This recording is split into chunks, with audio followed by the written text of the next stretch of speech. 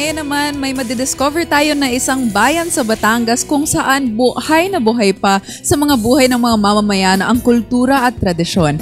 Yan ang pinuntahan ng ating kaibigan na si Leylin Caragay sa Cultural Review.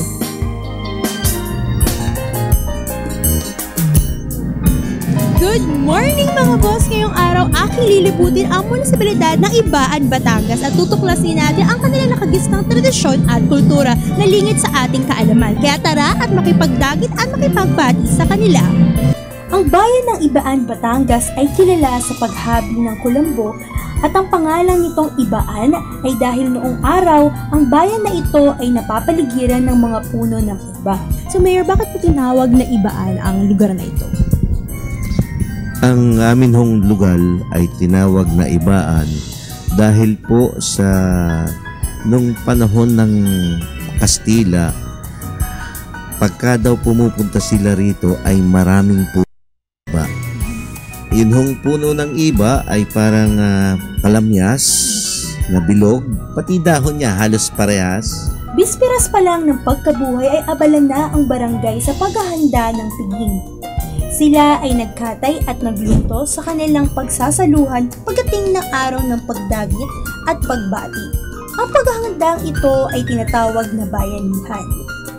Alam nyo ba na tayo lang sa buong Asya ang natatanging Christian mission? Ito ang dahilan kung bakit ang ating kultura at tradisyon ay may kaugnayan sa simbahan. Napaka-importante sa atin ang faith at ito ay nasaksihan ko noong ako'y naimbitahan sa Ibaan, Batangas sa kanilang pagdagit at pagbati na naganap noong pagkabuhay ni Kristo.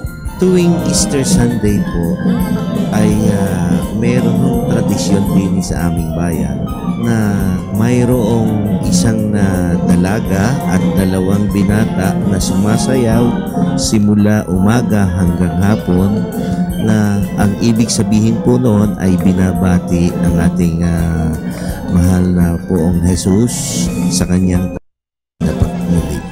Ang sayaw na pagbati ay daang taon tradisyon na dito sa bayan ng Ibaan, Batangas. Ito ay ginaganap tuwing Easter Sunday pagkatapos ng tradisyonal na salubong at dagit. Ang pagbati at pagdagit ay ginaganap sa plaza ng St. James the Greater Church. Ang St. James ay isa sa mga pinakalumang simbahan ng Batangas. Kung inyong mapapansin ang disenyo ng simbahan ay parang cross na crucifix na may iconic columns na nagbibigay ganda sa simbahan. Ito ay tinatag noong 1854 at natapos noong 1869. Sa kasalukuyan, ito ay inirestore ngunit ilang bahagi nito ay di na original ang itsura. Pero bakas pa rin ang kalumaan nito sa kanyang mga pinto at altar. Ang St. James the Greater Church ay isang manifesto ng Spanish colonization ng bansa. Kapansin-pansin din sa bayan ng Ibaan ang lumang bahay na pinagdaanan na ng panahon. Ito ay patunay na ang bayan ng Ibaan ay may mayaman na tradisyon at kultura. Kilala din ang bayan na ito at karatig lugar ng Batangas luto ng lomi. Ano po ba ang sangkap ng lomi?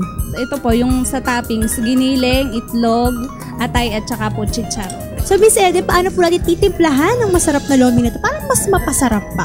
Bali, depende po yun sa ating timpla. Magtitimpla po tayo ng sibuyas, bawang, kalamansi, tsaka po toyo. Tapos, lalagay na po natin siya dito.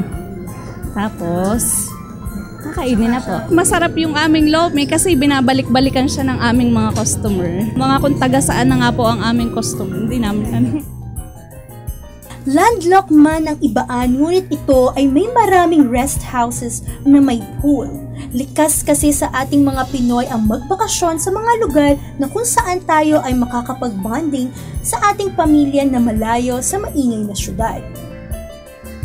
Iba talaga ang paghahanda ng okasyon sa probinsya. Dito nagtutulungan sila na bayanihan kung tawagin. Isang tradisyon na hanggang ngayon ay buhay na buhay sa mga kanayunan. Ito ang biyahe ko dito sa Ibaan, Batangas. Leylin Caragay para sa I Love My Culture.